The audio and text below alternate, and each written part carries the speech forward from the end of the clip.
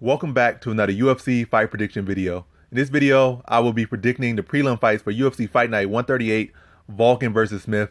So without further ado, let's get to our first prelim on the card, our first fight on the card. So in our first fight on the card, we have in the lightweight division, Stevie Ray versus Justin Ayari. So Justin Ayari last fight was against Darren Till more than a year ago. And that was at welterweight, now he dropped down to lightweight. And Stevie Ray has been active, but he's on a 2-fight skid. So as far as Justin Ayari goes, the good thing on him is that he actually was able to outstrike Darren Till in that fight. At least on total strike, and maybe he was like 3 strikes less on total, significant strikes, but like 3 strikes more on on total strikes. But whatever cases, at least in one department, he outstruck Darren Till. And he went to decision with Darren Till. He didn't get dropped. He didn't get like TKO'd or nothing like that. It went to decision, and that was a pretty close decision, but they kind of just gave the edge to Darren Till. And maybe that could have been a potential fight that Darren Till could have lost right there. But so that's a good thing to have on your record in a little way, that you were able to stand with Darren Till, who's supposed to be touted as one of the best strikers in MMA.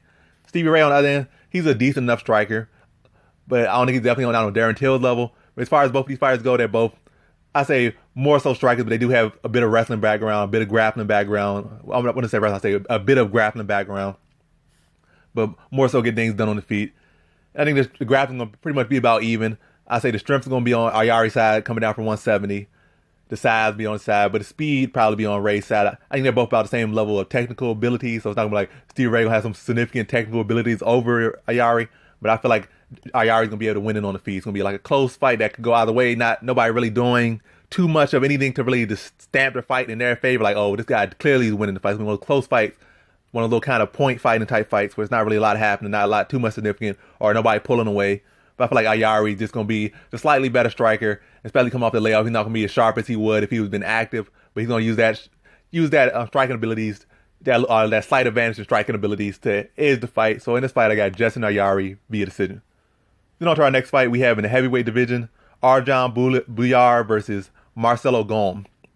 So Marcelo Gom, I think coming off a loss to Timothy Johnson, he kind of got beat by like the veteran tactic. You fighting a fighter that's kind of young, strong, and good at grappling or whatever they're good at. Kind of just wall and stall them and hold him against cage, land your strikes when you want to, then hold him against cage. You don't really allow them to do anything. That's how Timothy Johnson basically beat him. Took him to decision, grinded him against the cage, dirty boxed him up, and didn't allow him to do anything. Now you're going against Arjun Bhullar, who came off a fight where he got submitted in like an omoplata out of nowhere. Or maybe it wasn't out of nowhere, but out of nowhere for him, he got caught by omoplata. But a solid wrestler, very good wrestling, but definitely needs to, I guess, work on some things. I think that's what he has done in this camp, or at least I would expect him to do. He's going to work in the camp, working at wrestling. Where I feel like Marcelo Gom's issue is not going to be so easily fixed. I think Arjun Bhullar can do similar things to what Timothy Johnson did to him in this fight.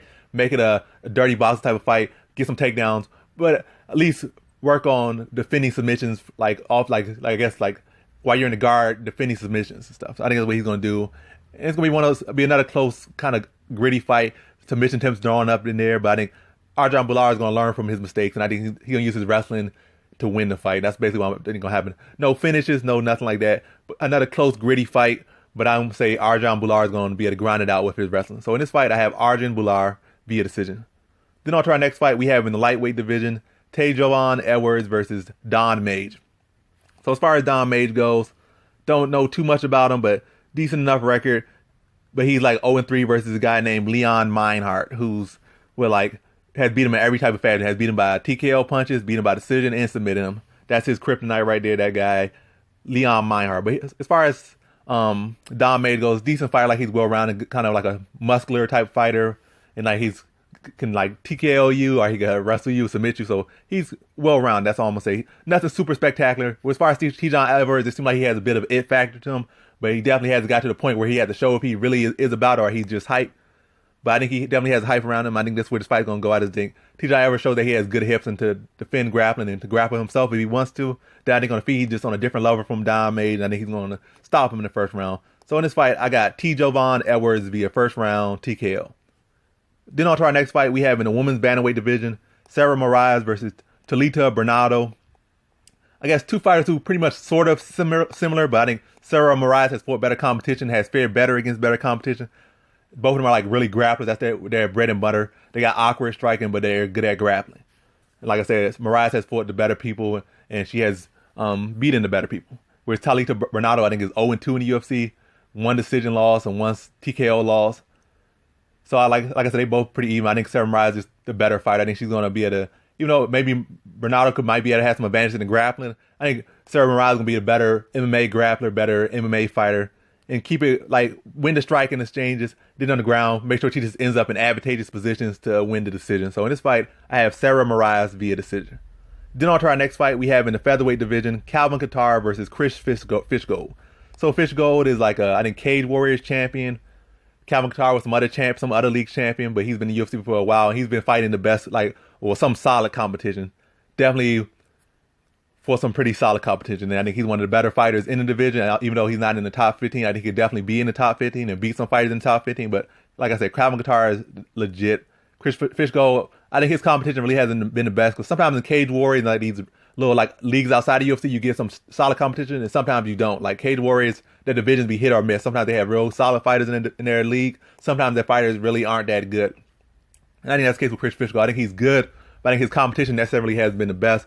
Seems like he's a well-rounded fighter. He can submit you, he can grab with you. But I think Calvin Kattar is just like one of those big filled out featherweight. He's long and he's filled out. Like he's a big dude. Managed to cut all that weight to get down to 145. He has good striking, good boxing as far as MMA goes. He has good takedown defense. He has good offensive takedowns if you want to. And I think Calvin Kattar is going to be a better fighter all around. He's not going to fall into no guillotine. I think on the feet, he's going to be able to have his way with Chris Fishgold. It might not be a finish, but I see him pretty much dominating Fishgold all 3 rounds. So in this fight, I have Calvin Kattar via decision. Then on to our next fight, we have our co-prelim main event. So it's in the lightweight division. Teppei Gaethje versus Nasrat Haqparast. I know I'm butchering his name, but I'm gonna go like this. It's a pretty easy prediction right here. Teppei Gaethje, I think he's like 1-4 or 5 in the UFC.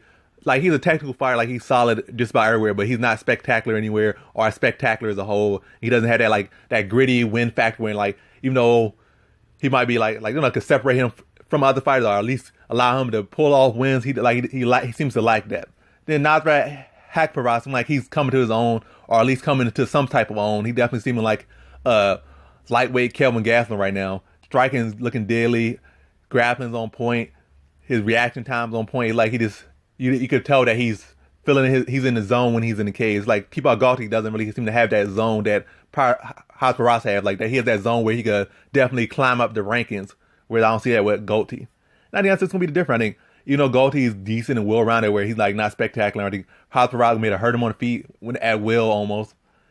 In the grappling, I think Haqparast can be to out-grapple him as well, or at least get the favorite position and ground and pound him if it goes there and end up on top and control the top position.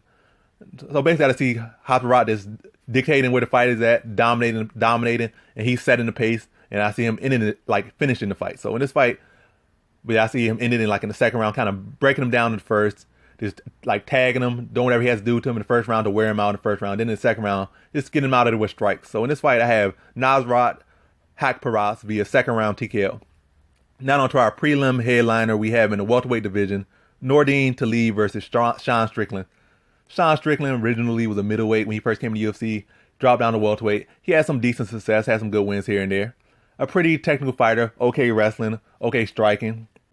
And actually was a solid prospect and still could be a solid prospect. I think he's just about good everywhere. He does have a bit of somewhat of it factor, but it seems like he's definitely kind of stalled out a bit. He has momentum at that time. He doesn't at that time. As far as head movement, not the best. I guess you could say the same for Nordine Talib. He had hype at sometimes. Doesn't have hype at sometimes. It seemed like he's improved at that point. Like matter of fact, this recently seemed like he improved. At first, it seemed like he was somebody that had all these skills. He was like a gym rat, like somebody that's real good in the gym. But when they get into the cage, maybe some of their skills fall apart. Maybe their confidence isn't the same. But it seemed like he started transition that confidence he had out, in practice to the cage. Like you see him evolve when you start saying him is a fighter that everybody talked about him in the gym is, and that's Talib has finally came out of his shell, and I think that's where he's at right now. Shawn Strickland, I think he's on and off at times. But both solid fighters. So Shawn Strickland, I think the longer fighter, he'll have the range. He has an okay boxing, but his head movement's kind of trash. He really open to be hit a lot of times. So I guess, really they're both kind of almost similar fighters. But I feel like Nordine had the more technical advantage. So they're similar fighters who seem like they had what it takes to be the best, but it's like something that's in the head, that's something got to click in their head to get them to that next level. And I feel like Nordine Talib has clicked more. That's where it's going to kind of, I'm going to edge the fight to him. Like, he's going to have to fight. He's going to make the right decisions, make the smart moves, mixing the grappling when he needs to mix the grappling. And unlike in his last fight, he's not going to be fighting some grappling specialist. He's not going to worry too much about submissions. He more so had to worry about getting caught on the feet by something. If he's able to just mix in all his skills well and set a pace, I think he'll be able to beat Strickland in a pretty decent fight. So I think it's gonna be a decision. I think Talib's gonna make the smart moves in the cage when needed, when he needs to strike, when he needs to mix it up, and pretty much so he can set the pace and control the pace and dictate where the fight is going, and know what he needs to be done to win the fight. And instead of just knowing and doing what needs to be done to win the fight. I don't see it being like a super dominating performance. I see it being a close kind of fight, but I see Nordine Talib pulling it out. So in this fight, I have Nordine Talib via decision. And that concludes my predictions for UFC Fight Night, or my prediction for the prelims for UFC Fight Night 138, Volkan versus Smith. Thanks for watching. Like, comment, and subscribe, and come back for more videos. Peace.